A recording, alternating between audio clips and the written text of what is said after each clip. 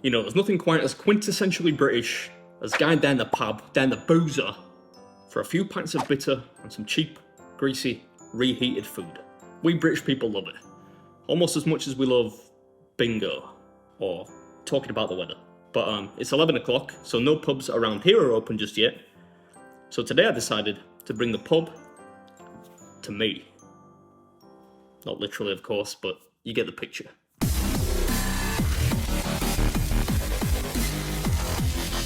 Alright, so here we have it. On this giant wooden board thingy, I've assembled one humongous platter of everyone's favourite pub snacks. We got chicken wings, nachos, ribs, fish and chips, wedges, halloumi dippers, you name it, it's on here. Apart from pork scratchings, which I really should have got, but I forgot. But you know, it'll still be a fun video. So without further ado, this is BeardMeatsFood, and this is the ultimate pub grub snack platter challenge.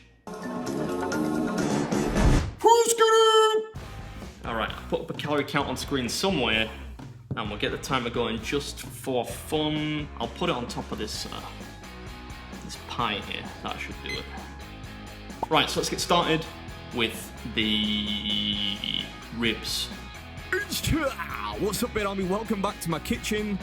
It's not quite the Rover's Return, the Queen Vic, or even the other one, the Woolpack.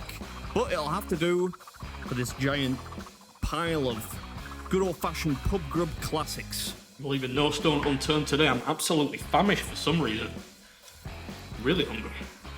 People out there probably thinking, well, aren't you always hungry? I just mean I was particularly peckish today. Now the ribs were a little bit cold because it took me a while to get going, right? But they were crispy, and I love crispy ribs. Much prefer them to, you know, soggy, succulent ribs. Not that there's anything wrong with succulents in general, just I prefer crispy ribs, if that makes sense. Right, we'll move on to the chicken wings. Yeah, absolutely nothing against succulents, in case you're wondering. In fact, it's one of my favourite words. I use it fairly frequently. And these chicken wings, speaking of succulents, were pretty succulent. They did have a crispy coating on them. They had kind of a peri-peri, slightly sour, slightly sweet vibe, but very delicious. Now I think these are all crispy drums. There are actually no, you know, wingettes, the flats in here. They're pretty much all drumsticks, but that's reasonably clean. I think that's pretty much as clean as it's going to get, though. I'll expect the usual abuse from the wing police in the comments below. I would expect no less. Yeah, don't let me down. I want to see the wing eating experts out in full force in the comments. The beaker is back. A lot of people said in the last video, it's not a beaker, it's a cafetiere. And it turns out it is a cafetiere, but I've never actually owned, you know, a coffee maker. So I have no idea where that came from.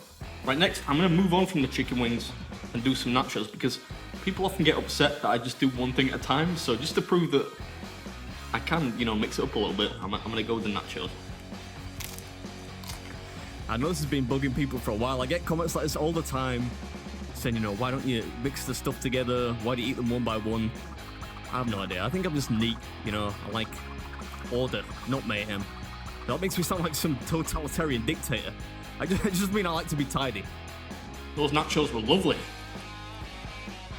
in spite of the jalapenos on top. Right, next I'll take down some of the gammon. Not that anyone would just sit there in a pub eating gammon, but I associate kind of gammon and chips with, you know, easy pub food. I'm not a huge fan of gammon normally, but this is actually quite sweet. I don't know why I seem surprised by that. I did actually know it was honey glazed before I bought it.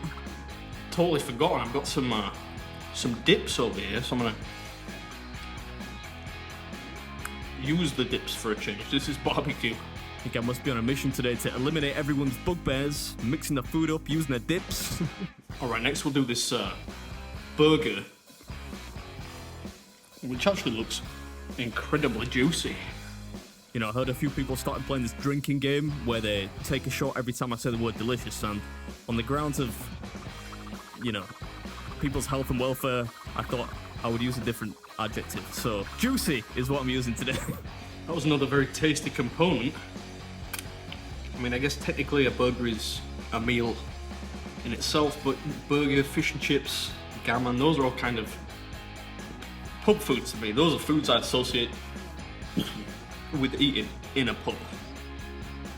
And for the Americans out there, a pub is basically just a bar, but with history and character.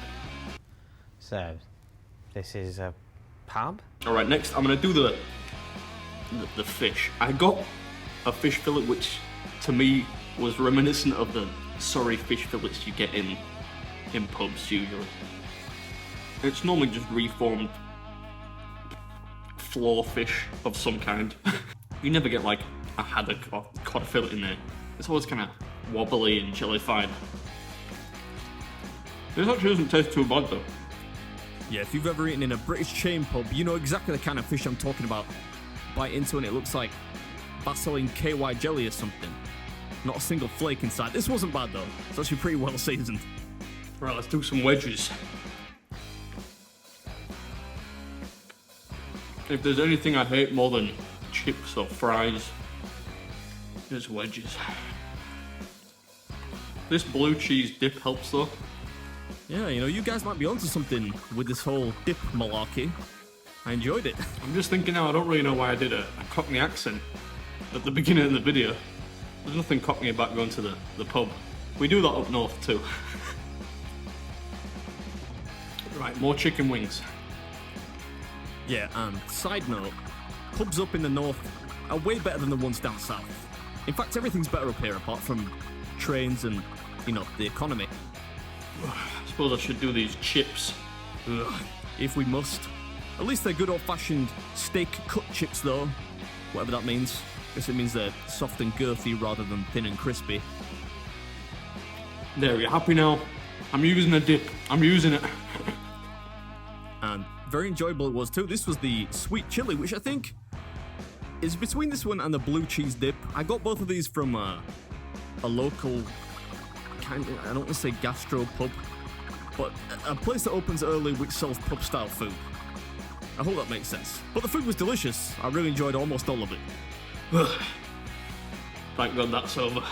I've noticed a lot of people asking me recently to do like a McDonald's fries challenge, just like a big mountain of fries. I know Matt did that maybe like half a year ago. So if you really want to see it, let me know in the comments. I would prefer not to do it, but I'm a man of the people. So if you want to see it, let me know. Oh, there's one left. Right there. Let's do the McCoys.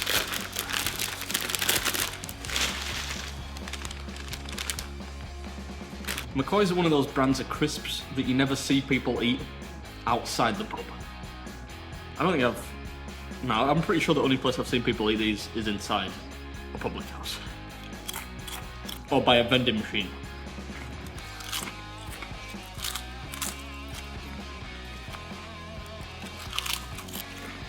I always kind of think of McCoy's as like god tier crisps, way better than bacon frazzles. You know, I almost never eat crisps. I actually forgot how good McCoy's crisps are. You've got to get the steak flavour, or at least meat. I don't know if they do any other flavours. Oh, they do cheddar and onion. Skip it. Go for steak, always. You'll notice that I've kind of peppered this plank of wood with salted peanuts. That's another classic pub snack. If you don't want a full meal, but you need that hit of protein and lots of salt, then you go for a packet of peanuts. I've really got dry roasted though, really. Dry roasted, or better yet, cashews. Those are my favourite to eat. Right, let's do the steak and kidney pie. This is more the kind of snack you'd get at a pub close to a football ground or sports stadium of some kind. Oh, yeah. Look at that. Lovely jubbly. Kind of. Now we're talking, we're going full Britannia on this thing. A good old-fashioned steak and kidney pie. As you can see, the novelty wore off pretty quickly though. The pastry was good, but the contents were, I think I would say, lukewarm at best. The beard's slightly messy, but it's not even close to that waffle challenge last week. That was a car crash. Alright, I don't actually know what these are. Oh, southern fried chicken bites. Yeah, it ain't proper pub grub finger food if there are no anonymous balls of beige fried meat in sight. Almost there. But before we get there,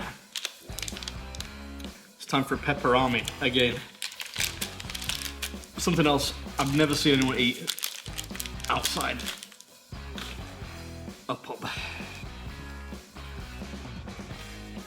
I think the less said about that imagery, the better. Yeah, keep your minds out the gutter, people. We're turning a new leaf in 2020. Just some innocent shrink wrap surrounding a spicy sausage. I think I've eaten pepperami maybe 3 or 4 times in my entire life and I still don't get it. Like, who's walking around on the street and thinks, you know what I can really go for right now? Some cold sausage in an aluminium package. Alright, let's finish with the halloumi fries. I think they're probably just cheese dippers of some kind. Yeah, this is posh pub grub. This is actual halloumi, not mozzarella. That's all the food done, but I can't do a pub snack food challenge without,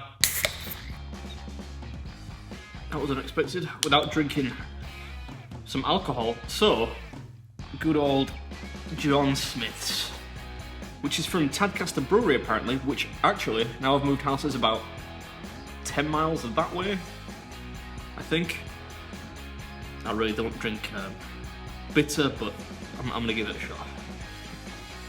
I mean, nobody under the age of 60 would willfully drink John Smith's, but I'm doing it. I feel like I'm in an episode of Last of the Summer Wine or something. Look, I'm manning it though. Look at this.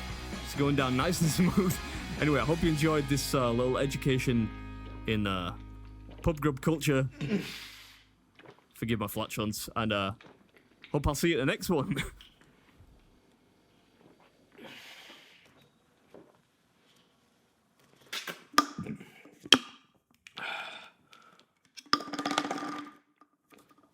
I believe that's what they call a widget.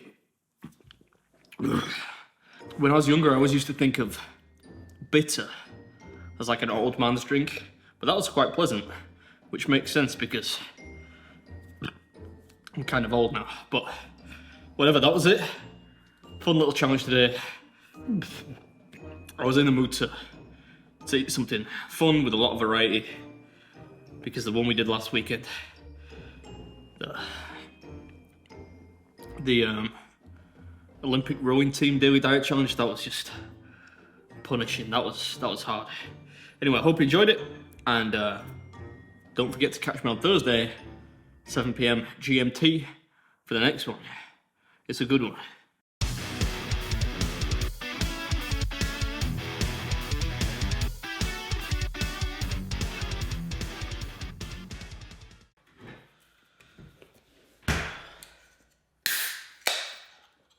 I might crack another one of these. That's pretty delicious.